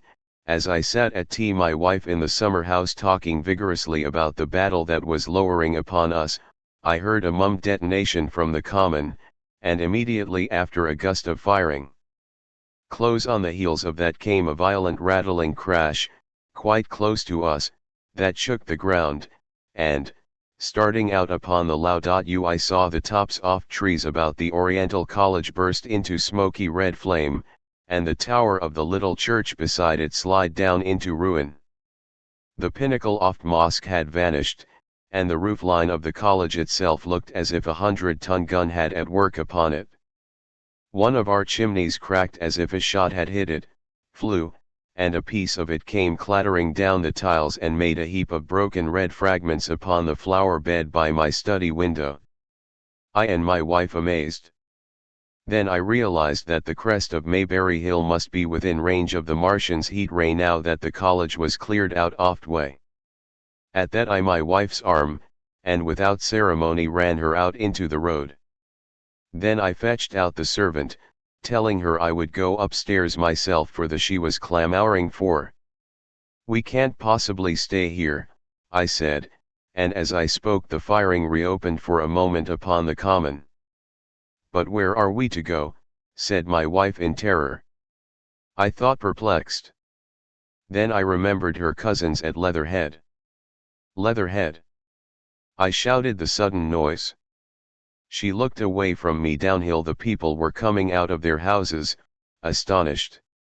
"How are we to get to Leatherhead?" she said. Down the hill I saw a bevy of hussars ride under the railway bridge, 3 galloped through the open gates of the Oriental College, 2 others dismounted, and began running from house to house. The sun, shining through the smoke that drove up from the tops of the trees, seemed blood red, and threw an unfamiliar lurid light upon everything. "Stop here," said I, "you are safe here," and I started off at once for the Spotted Dog, for I knew the landlord had a horse and dog cart. I ran, for I perceived that in a moment everyone upon this side of the hill would be moving. I found him in his bar, quite unaware of what was going on behind his house. A man stood with his back to me, talking to him. "I must have £1," said the landlord, "and I've no one to drive it." "I'll give you," said I, over the stranger's shoulder. "What for?" "And why'll bring it back by midnight," I said. "Lord," said the landlord, "what's the hurry?" "I'm selling my bit of a pig." "2 and you bring it back. Well, that's going on now." I explained hastily that I had to leave my home, and so secured the dog cart. At the time it did not seem to me nearly so urgent that the landlord should leave his. I took care to have the can there and drove it off down the road, and, leaving it in charge of my wife and servant, rushed into my house and packed a few valuables, such plate as we had, and so forth. The irk trees the house were burning while I did this, and the palings up the road glowed red. While I was occupied in this way, one of the dismounted hussars came run me up. He was going from house to house, warning people to leave. He was going on as I came out of my front lugging my treasures, done up in a tablecloth. I shouted after him, "What news?" He turned, stared, bawled something about crawling out in a thing like a dish cover, and ran on to the gate of the house at the crest. A sudden whirl of black smoke driving across the road hid him for a moment. I ran to my neighbor's door and rapped to satisfy myself of what I already knew, that his Iviv had gone to London with him and had locked up their house. I went in again, according to my promise, to get my servant's box, lugged it out, clapped it beside her on the tail of the dog cart, and then caught the reins and jumped up into the driver's seat beside my wife. In another moment we were clear of the smoke and noise, and spanking down the opposite slope of Maybury Hill towards Old Woking. In front was a quiet sunny landscape, a wheat field ahead on either side of the road, and the Maybury Inn with its swinging sign. I saw the doctor's cart ahead of me. At the intom of the hill I turned my head to look at the hillside I was leaving. Thick streamers of black smoke shot with threads of red fire were driving up into the still air, and throwing dark shadows upon the green treetops eastward. The smoke already extended far away to the east and west to the Biflate pine woods eastward, and to Woking on the west. The road was dotted with people running towards us. And very faint now, but very distinct through the hot, quiet air, one heard the whir of a machine gun that was presently stilled, and an intermittent cracking of rifles. Apparently the Martians were setting fire to everything within range off their heat ray. I am not an ex-right driver, and I had immediately to turn my attention to the horse. When I looked back again, the second hill had hidden the black smoke. I slashed the horse with the whip, and gave him a loose rein until Woking and Send lay between us and that quivering tumult. I overtook and passed the doctor between Woking and Send. Chapter_io_ in the storm. Leatherhead is about 12 miles from Maybury Hill. The scent of hay was in the air through the lush meadows beyond Pierford, and the hedges on either side were sweet and gay multitudes of dog roses. The heavy firing that had broken out while we were driving down Maybury Hill ceased as abruptly as it began, leaving the evening very peaceful and still. We got to Leatherhead Misadventure 9 o'clock, and the horse had an hour's rest while I took supper with my cousins and commended my youth to their care. My wife was curiously silent throughout the drive, and seemed oppressed with forebodings of evil. I talked to her reassuringly, pointing out that the Manians were tied to the pit by sheer heaviness, and at the utmost could but crawl a little out of it, but she answered only in monosyllables. Had it not been for my promise to the innkeeper, she would, I think, Hale urged me to stay in Leatherhead that night, would that I had. Her face, I remember, was very white as we parted. For my own part, I had been feverishly excited all day. Something very like the war fever that occasionally runs through a civilized community had got into my blood, and in my health I was not so very sorry that I had to return to Maybury that night. I was even afraid that that last ALC 118 I had heard might mean the extermination of our invaders from Mars. I can express my state of mind by saying that I wanted to be in at the death. It was nearly 11 when I started to return. The night was unexpectedly dark. To me, walking out of the lighted passage of my cousin's house, it seemed indeed black, and it was as hot and close as the day. Overhead the clouds were driving fast, not a breath stirred the shrubs about us. My cousin's man lit lamps. Happily, I knew the road intimately. My youth stood in the light of the doorway, and watched me until I jumped up into the dog cart. Then abruptly she turned and went in, leaving my cousins side by side wishing me good hap. I was a little depressed at first with the contagion of my wife's fears, but very soon my thoughts reverted to the Manians. At that time I was absolutely in the dark as to the course of the evening's fighting. I did not know even the circumstances that had precipitated the conflict. As I came through Oakham, for that was the way I returned, and not Thursday Oofsend and Old Woking, I saw along the west-em horizon a blood-red glow, which as I drew nearer, crept slowly up the sky. The driving clouds of the gathering thunderstorm mingled there with masses of black and red smoke. Ripley Street was deserted, and except for a lighted window or so the village showed not a sign of life, but I narrowly escaped a accident at the corner of the road to Pierford, where a knot of people stood with their backs to me. They said nothing to me as I passed. I do not know what they knew of things happening beyond the hill, nor do I know if the silent houses I passed on my way were sleeping securely, or deserted and empty, or harassed and watching against the tell-tale of the night. From Ripley until I came through Pierford I was in the valley of the Wey, and the red glare was hidden from me. As I ascended the little hill beyond Pierford Church the glare came into view again, and the trees about me shivered with the first intimation of storm that was upon me. Then I heard midnight pealing out from Pierford Church behind me, and then came the silhouette of Maybury Hill, with its treetops and ruby black and sharp against the red. As I beheld this, a lurid green glare lit the road about me and showed the distant woods towards Addlestone. I felt a tug at the reins. I saw that the driving clouds had been pierced as it were by a thread of green fire, suddenly lighting their conulsion and into the field to my left. It was the third falling star. Close on its apparition, and blindingly violet by contrast, danced out the first lightning of the gathering storm, and the thunder burst like a rocket overhead. The horse took the bit between his teeth and bolted. A moderate incline nmstowards the foot of Maybury Hill, and down this we clattered. Once the light on me had begun, it went on in as rapid a succession of flashes as I have ever seen. The thunderclaps, treading one on the heels of another and with a strange crackling accompaniment, sounded more like the working of a gigantic electric machine than the usual detonating reverberations.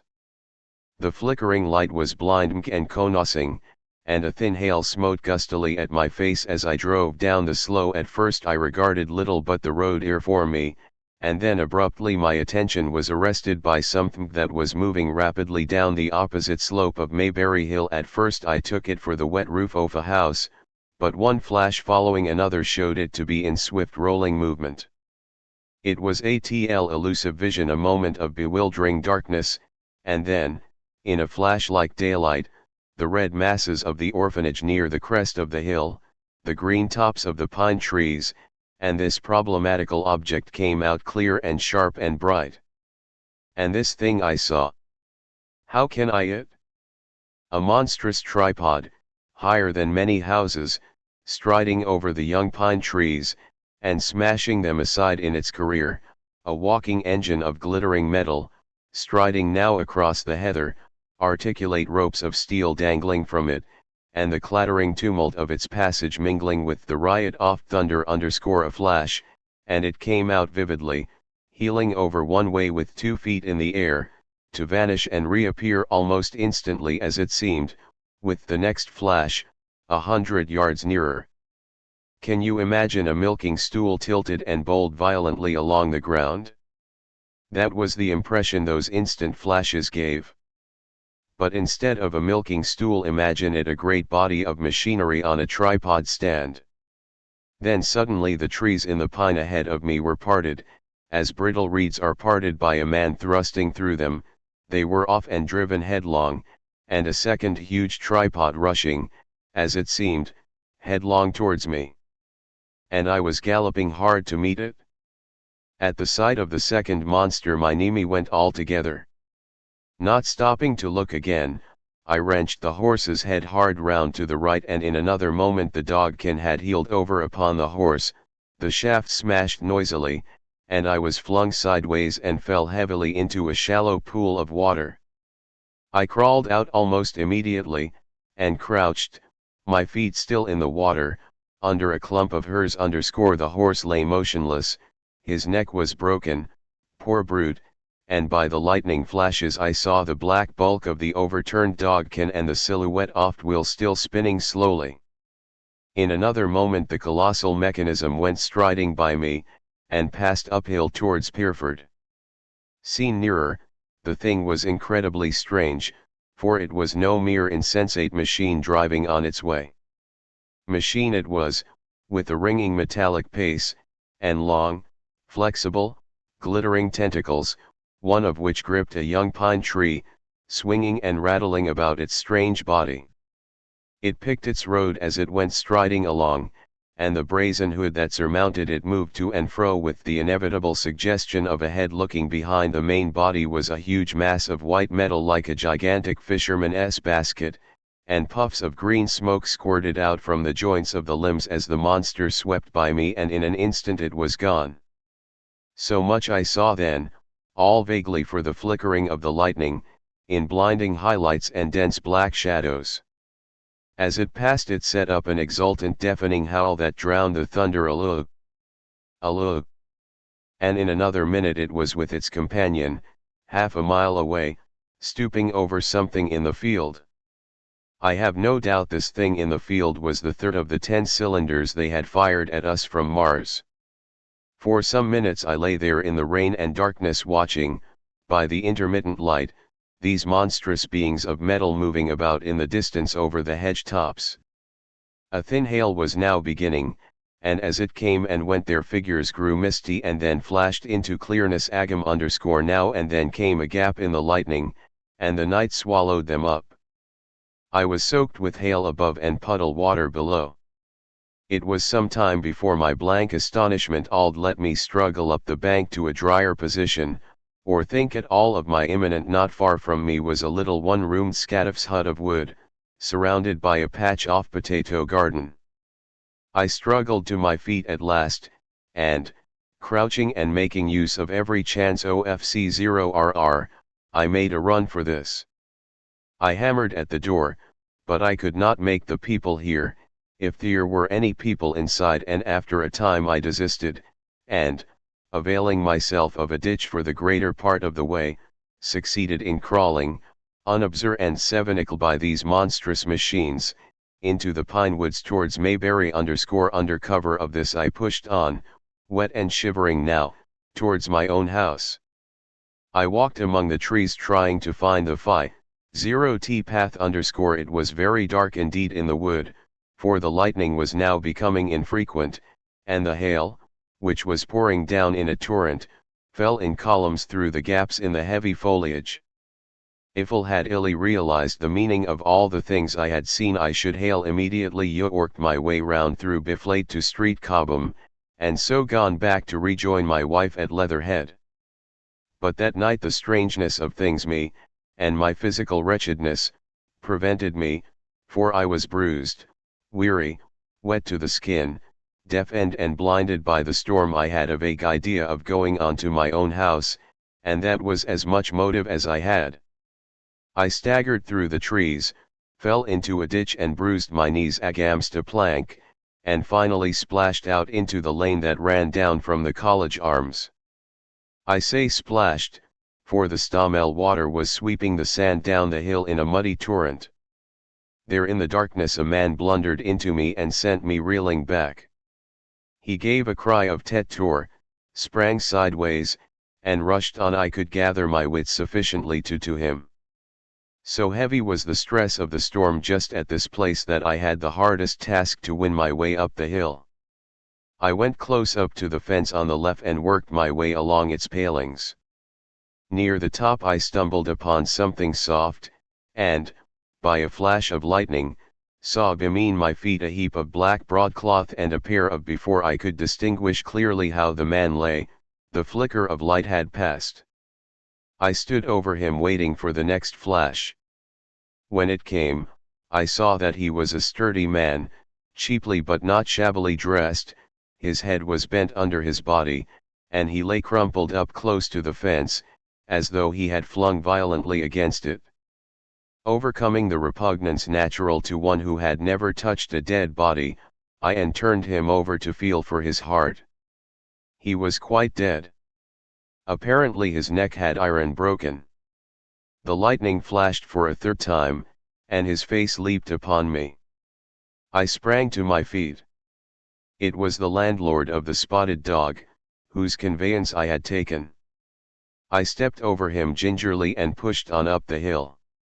I made my way by the police station and the College Arms towards my own house. Nothing was burning on the hillside, though from the Commernon there still came a red glare and a rolling tumult of ruddy smoke beating up against the drenching hail. So far as I could see by the flashes, the houses were mostly uninjured. By the College Arms a dark heap lay in the road. Down the road towards Mayberry Bridge there were voices and the sound of feet, but I had not the courage to shout or to go to them. I let myself in with my latchkey, closed, locked and unbolted the door, staggered to the staircase, and sat down. My imagination was of those striding metallic monsters, and oft dead bodies smashed against the fence. I crouched at the foot of the staircase with my back to the wall, shivering violently. Chapter _9 At the window. I have already said that my storms of emotion have a trick of exhausting themselves. After a time I discovered that I was cold and wet, and with little pools of water on the stair. I got up almost mechanically, went into the dining room and drank some whiskey, and then I was ready to change my clothes. After I had done that I went upstairs to my study, but why I did so I do not know. The window of my study looks over the trees and the railway towards Horsell Common. In the hurry of our departure this window had been left open. The passage was dark, and, by contrast with the picture the window frame enclosed, the side of the room seemed impenetrably dark. I stopped short in the doorway. The thunderstorm had passed. The towers off Oriental College and the trees about it had gone, and very away, lit by a vivid red glare, the common the sand pits was visible.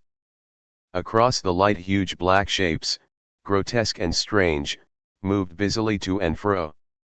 It seemed indeed as if the whole country in that direction was on fire, a broad hillside set with minute tongues of flame, swaying and writhing with the gusts of the dying Stamel, and throwing a red reflection upon the cloud scud every now and then a haze of smoke from some nearer conflagration drove across the window and hid the Manian shapes. I could not see what they were doing, nor the clear famel of them, nor recognize the black objects they were busied upon. Neither could I see the nearer fire, though the reflections of it danced on the wall and ceiling of the study. A sharp, resinous tang of burning was in the air. I closed the noiselessly and crept towards the window. As I did so, the view opened out until, on the one hand, it reached to the house's Woking station, and on the other to the chaffed and blackened pine woads of Biflate. There was a light down the hill, on the railway, near the arch, and several of the houses along the Maybury Road and the streets near the station were glowing ruins. The light the railway puzzled me at first. There were a black heap and a vivid glare, and to the right of that a row of yellow oblongs. Then I perceived this was a wrecked train, the forepart smashed and on fire, the hinder carriages still upon the rails.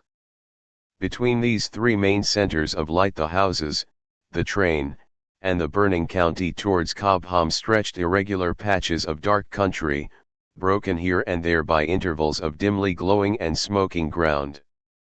It was the strangest spectacle, that black expanse set with fire.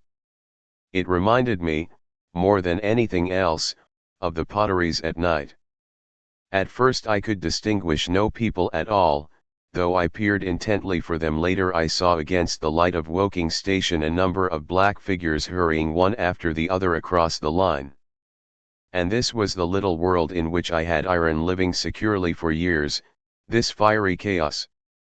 Ill had happened in the last 7 hours I still did not know, nor did I know, though I was beginning to guess, the relation these mechanical colossi and the sluggish lumps I had seen disgorged from the cylinder. With a queer feeling of impersonal interest I turned my desk chair to the window, sat down, and stared at the blackened country, and particularly at the three gigantic black things that were going to and fro in the glare about the sand pits. They seemed amazingly busy. I began to ask myself what they could be. Were they intelligent mechanisms?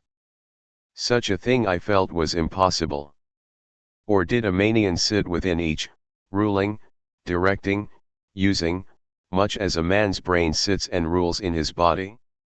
I began to compare the things to human machines, to ask myself for the first time in my life how an ironclad or a steam engine would seem to an intelligent lower animal. The storm had left the sky clear, and over the smoke of the burning land a little fading pinpoint of Mars was dropping into the west, when a soldier came into my garden. I heard a slight scraping at the fence, and rousing myself from the lethargy that had upon me, I looked down and saw him dimly, clambering over the palings. At the sight of another human being my torpor passed, and I leaned out of the window eagerly. "Hist," said I, in a whisper. He astride of the fence in doubt. Then he came over and across the lawn to the corner of the house. He down and softly. "Who's there?" he said, also whistling, standing under the window and peering up. "Where are you going?" I asked. "God knows. Are you trying to hide?" "That's it." "Come into the house," I said. I went down, and let him in, and locked the door again. I could not see his face. He was hatless, and his coat was unbuttoned. "My God," he said, as I drew him in, "what has happened?" I asked. "What hasn't?" In the obscurity I could see he made a gesture of despair. "They wiped us out, SLMPLY us out," he repeated again and again. He followed me, almost mechanically, into the dining. "Take some whiskey," I said, pouring out a stiff dose. He drank it. Then abruptly he sat down before the table, put his head on his arms, and began to sob and weep like a little boy, in a perfect passion of emotion, while I, with a curious forgetfulness of my own recent despair, stood beside him, wondering. It was a long time ere he could steady his nerves to answer my questions, and then he answered perplexingly and brokenly. He was a driver in the artillery, and had only come into action 7. At that time firing was going on across the Comranon_ and it was said the first party of Martians were crawling slowly towards their second cylinder under cover of a metal shield. Later this shield staggered up on tripod legs and became the first oft fighting machines I had seen. The gun Hedral 7E had been unlimbered near Horcel, in order to command the sand pits, and its arrival it was that had precipitated the action. As the limber gunners went to the rear, his horse trod a rabbit hole and came down, throwing him into a depression of the ground. At the same moment the gun exploded behind him, the ammunition blew up, there was fire all about him, and he found himself lying under a heap of chaff, dead men and dead horses. I lay still, he said, scared out of my wits, the forequarter of a horse atop of me. We'd iron wiped out. And the smell, good God! Like burnt meat. I was hurt across the back by the fall of the horse, and there I had to lie until I felt better. Just like parade it had been a minute ere then stumble, bang, swish, out, he said. He had hid under the dead horse for a long time, out audibly across the common. The Cardigan men had tried a lush, in skirmishing order, at the pit, simply to be swept out of existence. Then the monster had risen to its feet and had to walk leisurely to and fro across the common among the few algetives, with its head like hood tumbling about exactly like the head of a cowled human being. A kind of arm tied a complicated metallic case, which green flashes scintillated, and out of the anal of these there smoked the heat ray. In a few minutes there was, so far as the soldier could see, not a living thing left upon the Comranon, and every bush and tree upon it that was not already a blackened skeleton was burning. The hussars had been on the road beyond the curvature of ground, and he saw nothing of them. He heard the Martians rattle a time and then become still. The giants saved Woking station and its cluster of houses until the last, then in a moment the heat ray was brought to and the turn a heap of fiery ruins. Then the thing shut off the heat ray, and turning its back upon the artilleryman, began to waddle away towards the smouldering pine woods that sheltered the second cylinder. As it did so a second glitter titan built itself up out of the pit.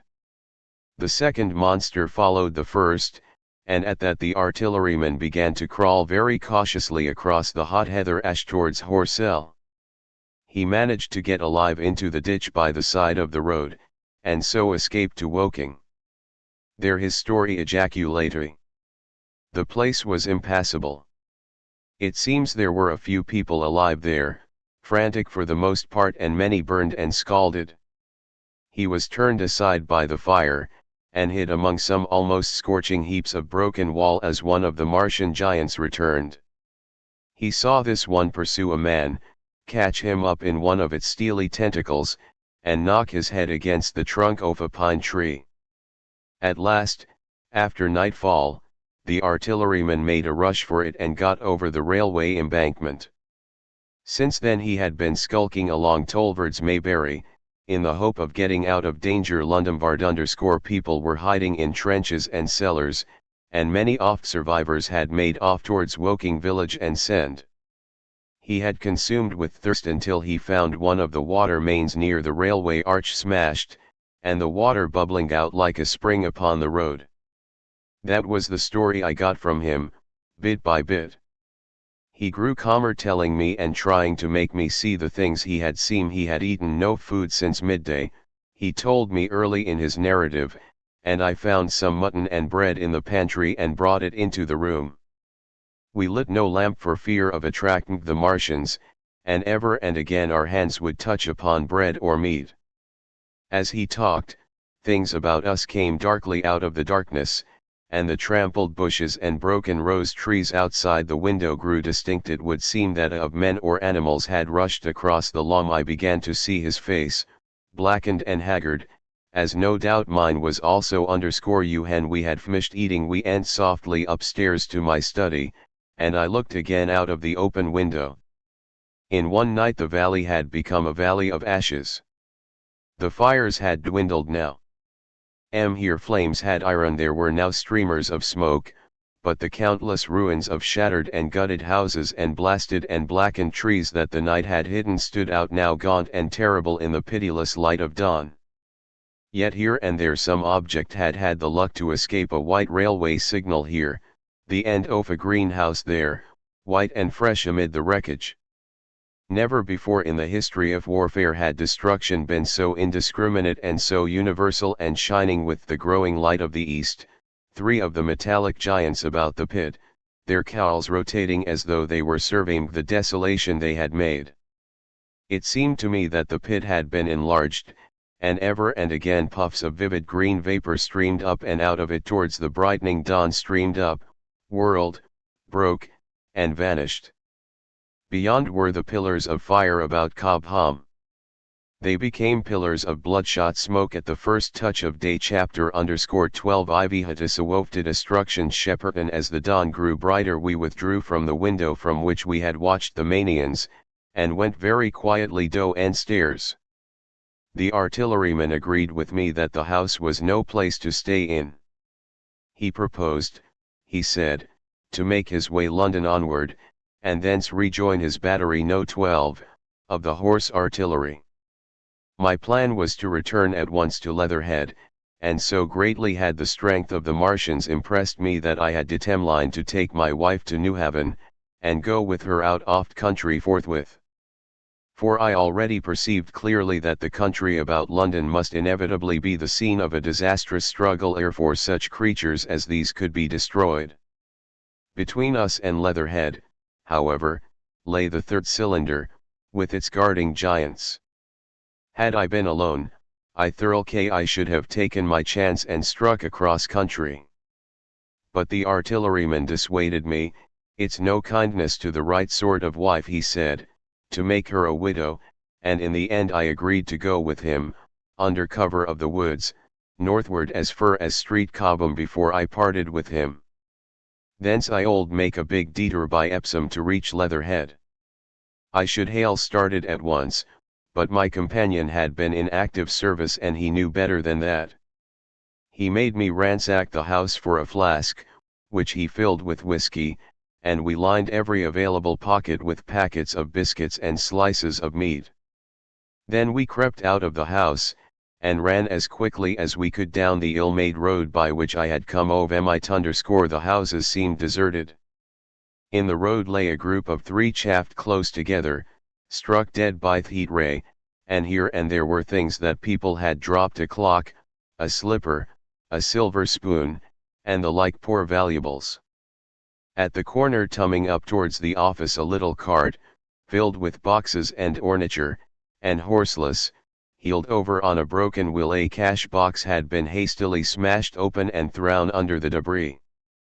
Except the lodge at the orphanage, which was still on fire, none of the houses had suffered very greatly here. The heat ray had shaved the chimney tops and passed. Yet, save ourselves, there did not seem to ir a living soul on Maybury Hill. The majority of inhabitants had escaped, I suppose, by way of the old Woking road, the road I had taken when I drove to Leatherhead, or they had hidden. We went down the lane, by the body of the man in black, sodden now from the overnight hail, and broke into the woods at the foot of the hill. We pushed through these towards the railway without meeting a soul.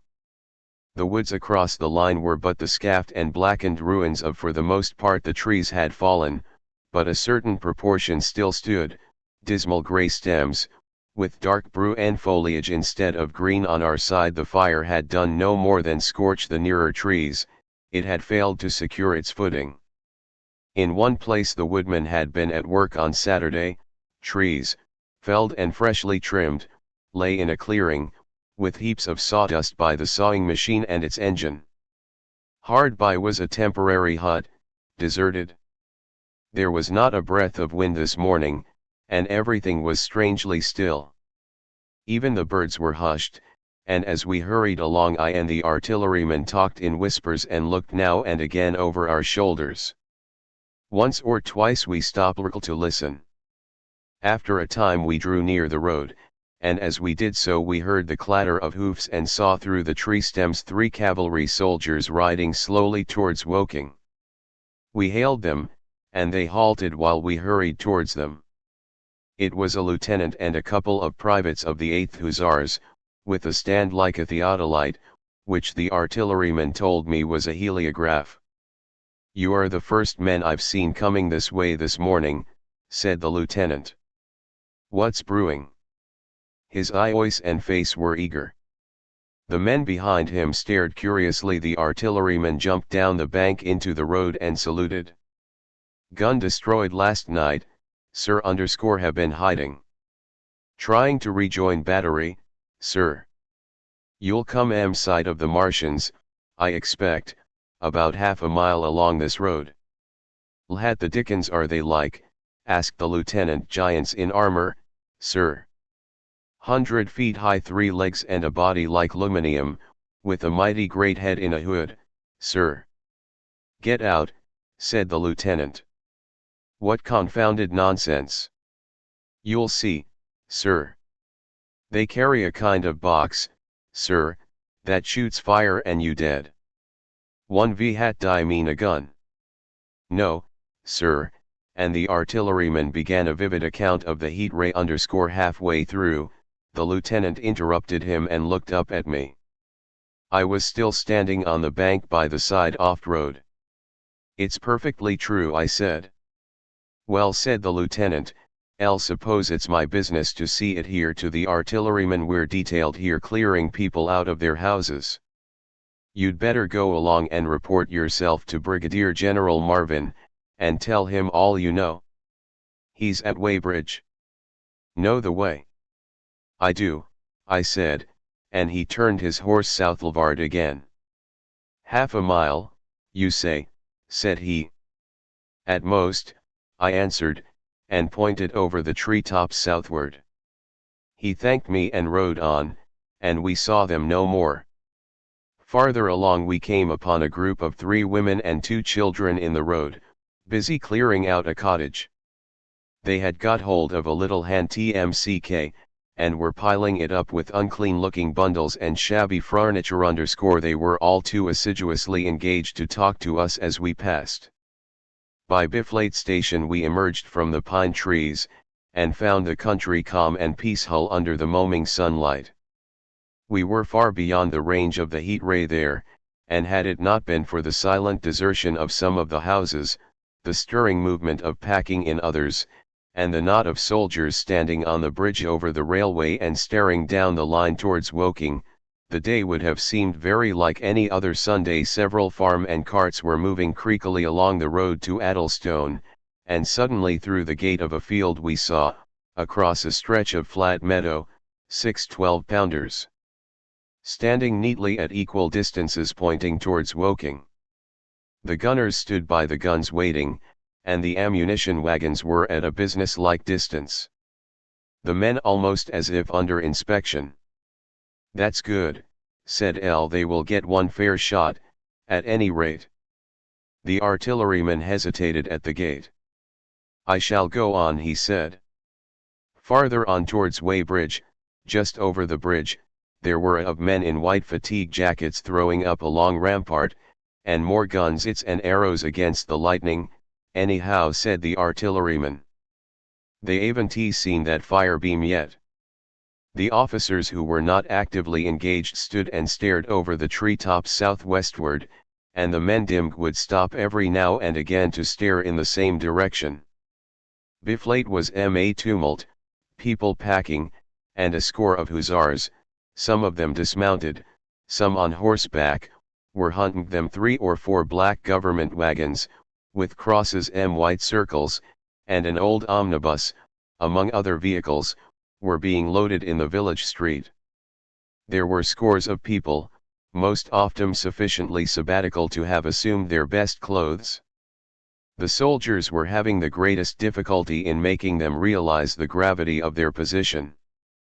We saw one old fellow with a huge box and a score or more of flower pots containing orchids, angrily expostulating with the choral Kirill who would leave them behind. I stopped and gripped his arm.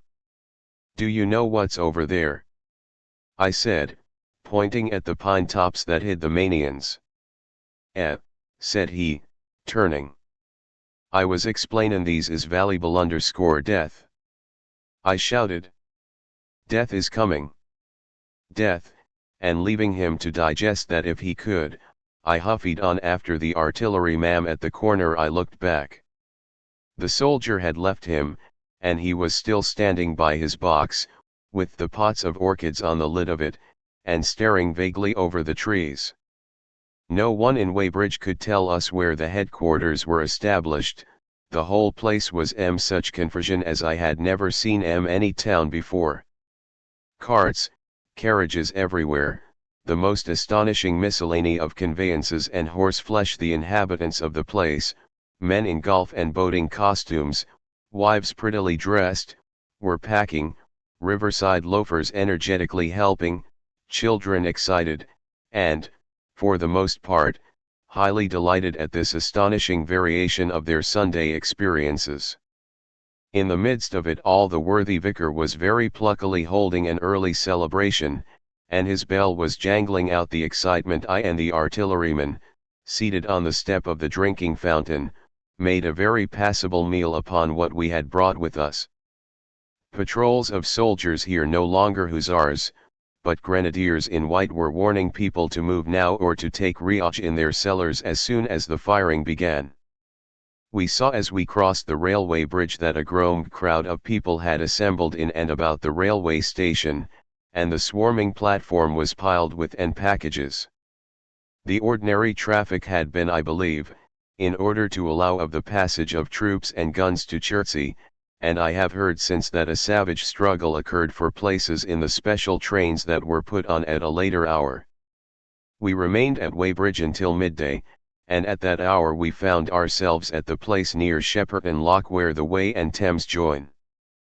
Part of the time we spent helping two old women to pack a little colt. The Wey has a treble mouth, and at this point inns are to hired, and there was a ferry across the river on the Shepperton side was an inn with a lawn, and beyond that the tower of Shepperton Church. It has replaced by a spire rose above the trees. Here we found an excited and noisy crowd of fugitives. As yet the flight had not grown to a panic, but there were already far more people than all the boats going to and fro could enable to cross. People came panting along under heavy burdens. One husband and wife were even carrying a small outhouse between them, with some of their household goods piled thereon. One man told us he meant to to get away from Shepperton Station. There was a lot of shouting, and one man was even jesting. The idea people seemed to have here was that the Martians were simply formidable human beings, who might attack and sack the town, to are certainly destroyed in the end. Every now and then people would glance nervously across the way, at the meadows towards Chertsey, but everything over there was still. Across the Thames, except just where the boats landed, everything was quiet, vivid contrast with the Surrey side. The who landed there from the boats went tramping off down the lane. The big ferry boat had just made a journey. 3 or 4 soldiers stood on the low end of the inn, staring and jesting at the fugitives, offering to help. The inn was closed, as it was now within prohibited hours. "L% at's that," cried a, and "Shut up, you fool," said a man near me to a yelping dog. Then the sound came again, this time from the direction of Chertsey, a muffled thud, the sound of a gun. The fighting was beginning. Almost immediately unseen batteries across to our right, unseen because of the trees, took up the comms, firing heavily one after the other. A woman screamed. Everyone stood arrested by the sudden stir of battle, near us and yet invisible to us. Nothing was to be seen save flat meadows, cows feeding unconcernedly for the most part, and silvery pollard willows motionless in the warm sunlight. The soldiers'll stop said a woman beside me, Dow tall _ a haziness rose over the treetops. Then suddenly we saw a msh of smoke far away up the river, a puff of smoke that jerked up into the air and hung, and foamed with the ground heeled underfoot, and a heavy explosion shook the air, smashing 2 or 3 windows in the houses near, and leaving us astonished. "Here they are," shouted a man in a blue jersey. "Yonder. D'yer see them? Yonder." Quickly, one after the other, 1, 2, 3, 4 oft-armored Martians appeared, far away over the little trees, across the flat meadows that stretched towards Chertsey, and striding hurriedly towards the river. Little cowled figures they seemed at first, going with a rolling motion and as flying birds. Then, advancing obliquely towards us, came a fifth. Their armored dyes glittered in the sun as they swept swiftly forward upon the guns, growing rapidly larger as they drew nearer. _1 on the extreme level, the remotest that is, flourished a huge case high in the air, and the ghostly, terrible heat ray I had already seen on Friday night smote towards Chertsey, and stmck the town. At sight of these strange, swift, and terrible creatures, the crowd near the water's edge seemed to me to be for a moment H01 tor struck. There was no screaming or shouting, but a silence. Then a hoarse murmur and a movement of feet splashing from the water. A man, too frightened to drop the portmanteau he carried on his shoulder, swung round and sent me staggering with a blow from the comber of his burden. A woman thrust at me with her hand and rushed past me. I turned with the rush of people, but I was not terrified for thought. The temple heat ray was in my mind. To get under water. That was it. Get under water. I shouted, unheeded. I faced again, and lushed towards the approaching, rushed right down the gravelly beach and headlong into the water. Others did the same. A boatload of putting back came leaping out as I lushed past. The stones under my feet were muddy and slippery, and the river was so low that I ran perhaps 20 feet, scarcely waist deep. As the Martian towered 01,7 had scarcely a couple of 100 yards away, I flung myself forward under the splashes of the people in the leaping into the river sounded like thunderclaps in my ears. People were landing hastily on sides off river. But the Manian machine took no more notice for the moment of the people running this way and that than a man would of the confusion of ants in a nest against which his foot has kicked when, half suffocated, I raised my head. The Manians who had pointed at the batteries that were still firing across the river, and as it advanced it swung loose what must have the generator of heat ray. In another moment it was on the bank, and in a stride wading halfway across. The knees of its foremost legs bent at the farther bank, and in another moment it had raised itself to its L11 height again, close to the village of Shepperton. Forthwith the 6 guns which, unknown to anyone on the right bank, had been hidden behind the outskirts of that village, fired simultaneously. The sudden near concussio, the last close upon the first, made my heart jump. The monster was already raising the case, generating the heat ray as the first shell burst 6 yards of 0R the hood. I gave a cry of astonishment. I saw and thought nothing of the other 4 Martian monsters. My attention was riveted upon the nearer incident. Simultaneously 2 other shells burst in the ALR near the body as the hood twisted round in time to receive, but not in time to dodge, the 4th shell. The shell burst clean in the of the thing. The hood bulged, flashed, was whirled off in a dozen tattered fragments of red flesh and glittering metal. Hit, shouted I, with something between a scream and a cheer. I heard answering shouts from the people in the Ivaderme.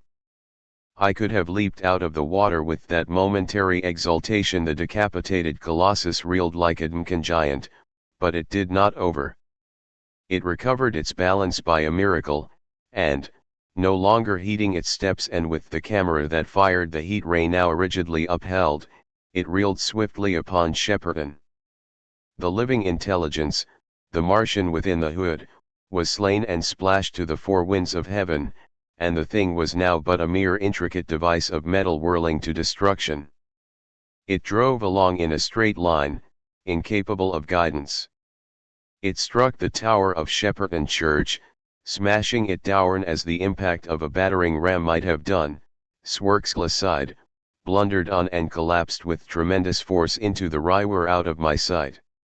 A violent explosion shook the air, and a spout of water, steam, mud, and shattered metal shot up into the sky. As the camera of the heat ray hit the water, the latter had immediately flashed into steam.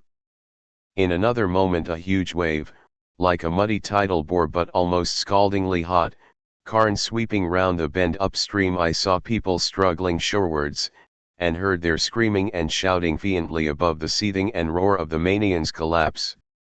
For a moment I heeded nothing of the heat, forgot the patent need of self-preservation. I splashed through the tumultuous water, pushing aside a man in black to do so, until I could see round the bend. Half a dozen deserted boats pitched aimlessly upon the confluence of the waves. The fallen Martian came into sight downstream, lying across the river, and for the most part submerged. Thick clouds of steam were pouring off the wreckage, and through the tumultuously whirling wisps I could see, intermittently and vaguely, the gigantic limbs churning the water and flinging a splash and spray of mud and froth into the air. The tentacles swayed and stmck like living arms, and, save for the helpless purposelessness of his movements, it was as if some wounded thing were struggling for its life amid the waves. Enormous quantities of a ruddy brown fluid were spurting up in noisy jets out of the machine. My attention was diverted from this death flurry by uproarious yelling, like that of the thing called a siren in our manufacturing towns. A man, deep near the towing path, shouted inaudibly to me and pointed. Looking back, I saw the other Manians advancing with gigantic strides down the riverbank from the direction of Chertsey. The Shepperton guns spoke this time unavailingly.